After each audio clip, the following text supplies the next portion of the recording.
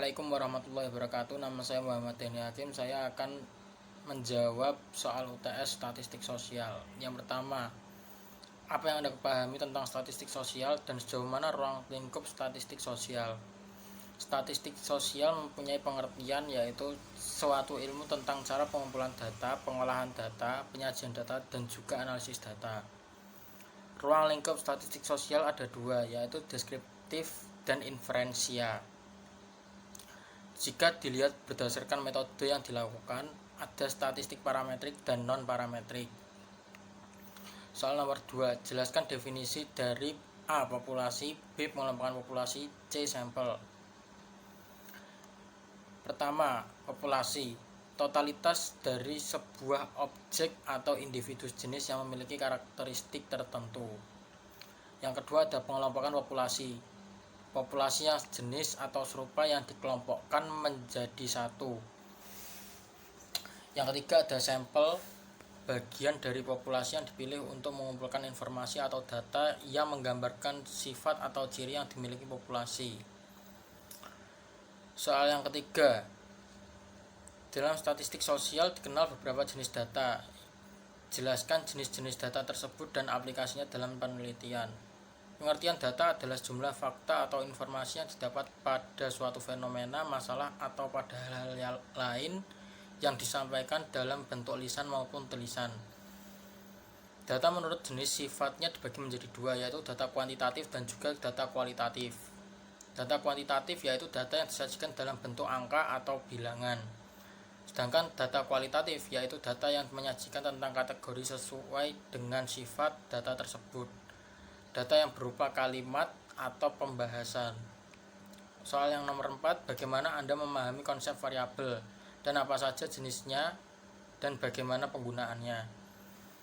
Variabel merupakan suatu objek, sifat, atribut, atau nilai dari sesuatu yang memiliki berbagai macam variasi antara satu dengan yang lainnya, yang ditetapkan oleh peneliti dengan tujuan untuk dipelajari dan ditarik kesimpulan. Jenis-jenis variabel ada 3, yaitu variabel bebas, variabel terikat, dan variabel kontrol. Yang pertama ada variabel bebas, variabel yang mempengaruhi atau variabel yang menjadi penyebab terjadinya suatu perubahan.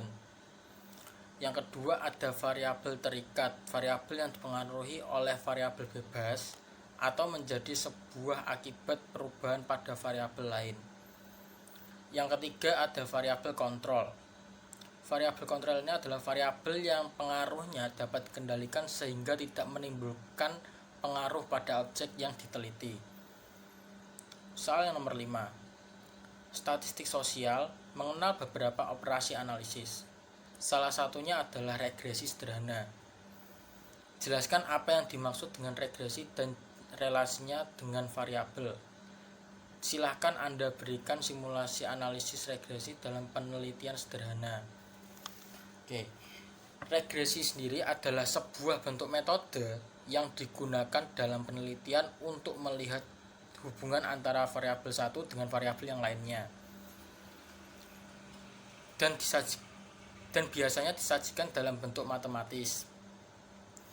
Analisis regresi dengan variabel adalah hubungan antara analisis regresi dengan variabel adalah analisis regresi ini menjelaskan tentang pengaruh yang terjadi antara variabel satu dengan variabel yang lainnya. Saya akan memberikan contohnya. Contoh analisis linear sederhana. Misalnya, ada seorang pelayan bank yang ingin meliti kualitas pelayanannya terhadap kepuasan seorang nasabah. Di sini ada variabel bebas yaitu kualitas pelayanannya. Dan variabel terikatnya adalah kepuasan nasabah. Jika pelayanan dari seorang pelayan bank ini meningkat, maka otomatis kepuasan nasabah pun juga akan meningkat. Itu tadi jawaban dari soal-soal UTS statistik sosial. Sekian yang bisa saya sampaikan. Bila ada salah-salah kata mohon dimaafkan. Assalamualaikum warahmatullahi wabarakatuh.